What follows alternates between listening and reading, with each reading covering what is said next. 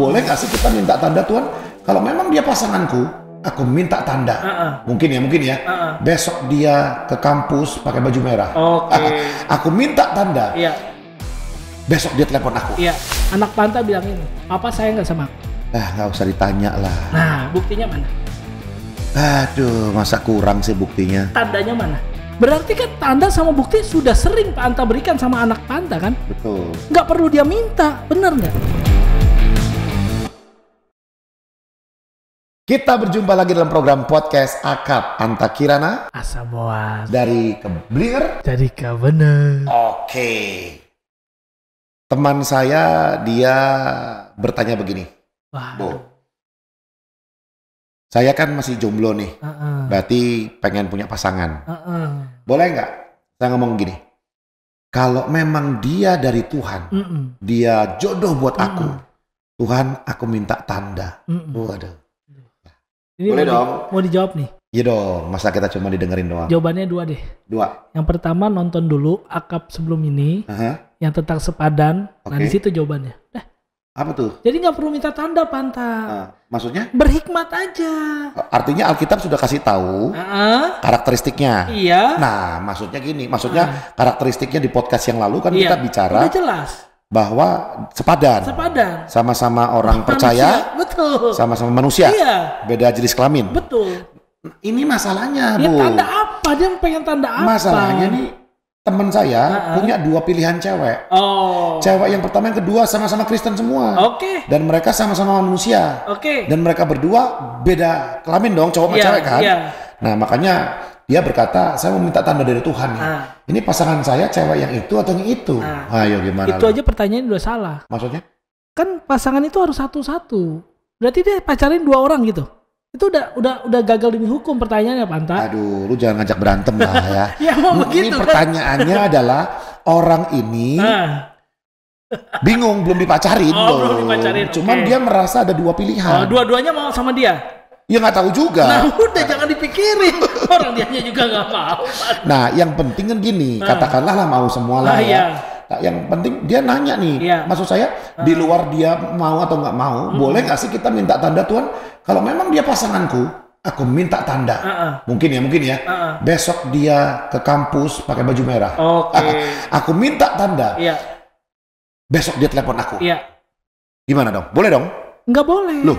Karena tanda itu kalau dalam konteks tadi pertanyaan itu berarti ketidakpercayaan dia terhadap rencana Tuhan.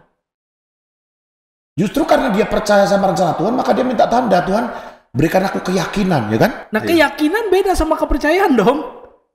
Benar nggak? Kepercayaan sama aja dong. Beda dong Pak Anta. Gini gimana? Bedanya apa? Saya percaya saya akan diberkati Tuhan. Tapi saya tidak bekerja. Saya yakin atau cuma sekedar percaya tuh? Dia percaya, tapi dia percaya diberkati, tapi nggak kerja. Tapi nggak kerja. Oh, iman tanpa perbuatan mati. Sama. Jangan cuma minta tanda. Minta tanda nanti besok pakai baju merah. Kalau tuh cewek nggak punya baju merah, apakah itu tanda dari Tuhan? Kan enggak. Bisa jadi. Siapa tahu berarti bukan dari Tuhan dong. Berarti kalau cewek satu lagi pakai baju ungu, berarti dua-duanya bukan dari Tuhan. Itu dia bingung. Udah gini Pak Anta. Jadi kalau kita dudukan ke pokok masalahnya, berarti kan problem utama adalah boleh nggak orang Kristen minta tanda gitu kan? Ya itu kan contoh yang satu contoh. Tapi kan masih ada yang lainnya lagi tuh. Artinya bahwa kita sebagai orang Kristen minta tanda ke Tuhan itu untuk memastikan keyakinan kita bahwa itu rencana Tuhan, boleh dong? Nggak bisa. Kalau Alkitab sudah final Panta. Kan Alkitab udah jelasin. Memang pernah ada kejadian. Coba Panta lihat Matius 16 deh. Matius 16 ayat berapa nih? Ayatnya yang coba cari sendiri dong ah. Ya, lo yang suruh buka firman Tuhan ya kasih ayatnya lah di mana? Iya ayat 4. Dari ayat 2 dulu dari ayat 1 Pan. 1 ya. Kemudian datanglah orang Farisi dan orang Saduki hendak mencobai Yesus. Mereka meminta supaya ia memperlihatkan suatu tanda dari sorga kepada mereka. Orang Farisi, orang Saduki, orang pintar nggak? Oh, jago dong. Orang jago agama nggak Pan? Pasti. Keren dong. Pasti. Kalau kita tarik sekarang bisa kita bilang nih orang percaya nih. Zaman itu orang percaya Tuhan kan. Tapi dia masih minta tanda. Coba lihat kalimat pertama ayat 1 bagiannya. Kemudian datanglah orang-orang Farisi dan Saduki hendak apa? Mencobai. Berarti minta tanda sama nggak dengan mencobai? Di konteks ini? Iya. Bisa jadi. Nah iya. Di konteks ini berarti orang yang minta tanda sebenarnya niatnya mau mencobai. Jelas. Itulah yang tadi saya bilang, itu bukti dari keraguan, bukti dari orang itu nggak percaya sama Tuhan, nggak yakin sama rencana Tuhan, Panta. Kalau dia yakin, dia tahu Tuhan akan memberikan yang terbaik, pasti dia nggak perlu minta tanda, jalanin. Kalau salah, Tuhan pasti betulin. Tapi kalau minta tanda kayak gini, mencoba Yesus. Yang penting sepadan, sama-sama manusia, sama-sama terang. Iya, betul. Ya udah, Tuhan kasih hikmat. Lah pilihan akan banyak. Jangankan begitu, setelah nikah pun dia akan berpikir ini, nyesel kayaknya yang ini kurang bagus nih. Ternyata ada yang lebih sepadan. Nah, terus minta tanda. Tuhan berikan tanda, kalau boleh yang ini Tuhan panggil deh. Supaya saya berpisah sama dia, jadi saya sama yang lain. Kan bahaya. Kalau modelnya kayak gitu. Jadi kalau orang Kristen suka sering-sering minta tanda ke Tuhan, itu tanda ketidakpercayaan. Iya jelas. Lebih jauh tanda mencoba Yesus. Pengen ngetes Yesus bener gak nih sama saya? Yesus bener gak sama saya?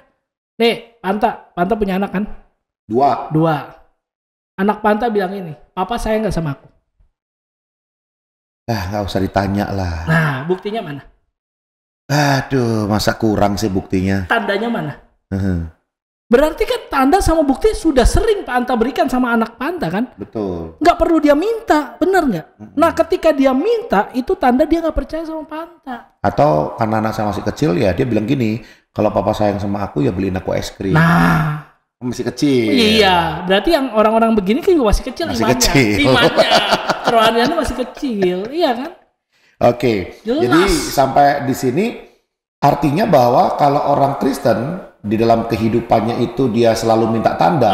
Kalau dia pasanganku, Tuhan kasih tanda. Kalau di pekerjaan yang untuk aku, Tuhan kasih tanda.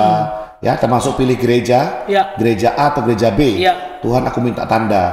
Oh, sebenarnya tanda itu tanda meminta tanda adalah tanda ketidakdewasaan, ketidakpercayaan. Jelas.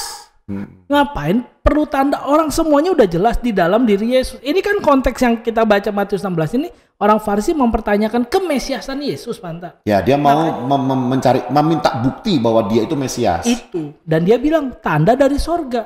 Pertanyaannya adalah Yesus dari mana? Kan Yesus dari sorga. Jadi tanda utuh dari sorga ya Yesus. Dan bahkan Yesus sudah menyembuhkan orang sakit. Jelas, ya kalau kan? Baca ayat-ayat sebelumnya. Persis. Mujizat. Persis. Masa nggak cukup tanda kan? Persis. Berarti orang-orang yang minta tanda itu sebenarnya dia itu bukan ingin membuktikan keabsahan tentang Yesus. Tapi dia sedang membuktikan keabsahan tentang kepercayaannya sendiri kepada Yesus. Nah itu. Kalau dia minta tanda berarti dia nggak percaya pada Tuhan. Benar, Panta. Makanya Yesus bilang di ayat selanjutnya tuh mulai ayat 5 tentang ragi orang Farisi dan Saduki. Itu yang sudah bahaya nih. Ngakunya beriman tapi minta tanda terus. Ini jadi ragi. Artinya dia tidak percaya 100% kepada Tuhan. Atau bisa juga begini nggak?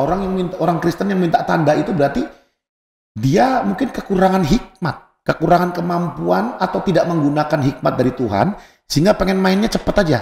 Jelas. Padahal bahaya kan? Ya jelas. Kalau ini dari Tuhan, besok dia pakai topi hitam.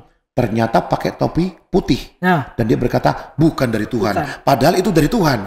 Mengerikan sekali ya. Karena ada topinya kan. Benar. Sama-sama pakai topi. Kecuali dia pakai ban dalam di kepalanya kan nggak masuk akal tuh. Sebenarnya begitu Panta. Jelas. Coba gini. Saya mengerti. Jadi gini ya. Kalau kita mau minta tanda yang spektakuler sekalian. Betul. Kalau besok saya ke rumah Pak Buas. Lalu Pak Buas menggunakan roll rambut. Maka saya harus kasih uang dia 13 juta. Nah, gitu ya? Begitu, tapi harus janjian dulu biar saya pakai roll rambut. Kalau tandanya yang biasa-biasa mah cemen ya. Iya dong. Minta spektakuler ya. Boleh nggak kalau minta spektakuler? Ya apalagi. Sebenarnya bukan masalah boleh atau enggak jadinya Panta. Cuma kepercayaan kita gimana? Ya enggak, maksud saya gini. Kalau orang Kristen yang hidup sekarang meminta tanda. Sebab tanda itu menjadikan go atau not go. Berani nggak orang Kristen bilang begini? Tuhan, kalau memang itu adalah pasangan hidupku, maka besok tandanya ia akan berjalan dengan kepalanya. Harusnya begitu boleh dong. Tapi kenapa nggak berani orang itu? Karena udah pasti nggak akan begitu kan? Itu berarti kan tandanya juga dia udah reka-reka. Artinya kalau kita percaya Tuhan kasih tanda, harusnya semustahil mungkin boleh dong. Iya, harusnya dong. Tapi kenapa kok kita yang minta tanda? Seringkali tandanya tanda-tanda yang biasa.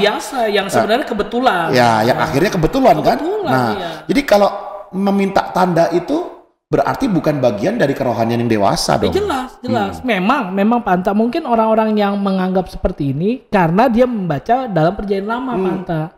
Gideon, Hakim-Hakim pasal 6. Kan dia minta tanda tuh untuk dia bisa menang lawan musuh, lawan kerajaan lain. Dia bilang, saya mau tanda dulu. Benar nggak saya dipakai Tuhan?